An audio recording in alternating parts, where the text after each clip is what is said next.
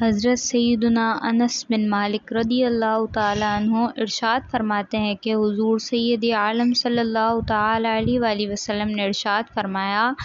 حضرت جبریل علیہ السلام ہتھیلی میں سفید آئینہ لیے میرے پاس حاضر ہوئے اور کہا، یہ جمعہ ہے جو آپ پر آپ کے رب نے فرض فرمایا ہے تاکہ یہ آپ کے لیے اور آپ کے بعد آپ کی امت کے لیے عید بن جائے۔ میں نے پوچھا، اس میں ہمارے لیے کیا ہے؟ تو انہوں نے بتایا کہ اس میں آپ کے لیے ایک بھلائی والی گھڑی ہے۔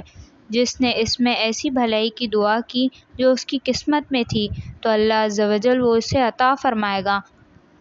یا اس نے ایسی برائی سے پناہ مانگی جو اس کے لیے لکھ دی گئی تھی تو اللہ عز و جل اسے اس سے بڑی برائی سے پناہ عطا فرمائے گا، اور یہ ہمارے نزدیک تمام دنوں کا سردار ہے، اور آخرت میں ہم اسے یوم المزین یعنی زیادہ ثواب کے دن کے نام سے پکاریں گے۔ میں نے پوچھا، اس کی کیا وجہ ہے؟ تو انہوں نے عرض کی، اللہ عز و جل نے جنت میں ایک وادی بنائی ہے جو سفید مشک سے زیادہ خوشبودار ہے۔ جب جمعہ کا دن ہوگا تو اللہ عز و جل علیین سے اپنی شایان شان کرسی پر نزول فرمائے گا اور لوگوں کے لیے اپنی تجلی ظاہر فرمائے گا، یہاں تک کہ لوگ اس کے دیدار سے مشرف ہوں گے۔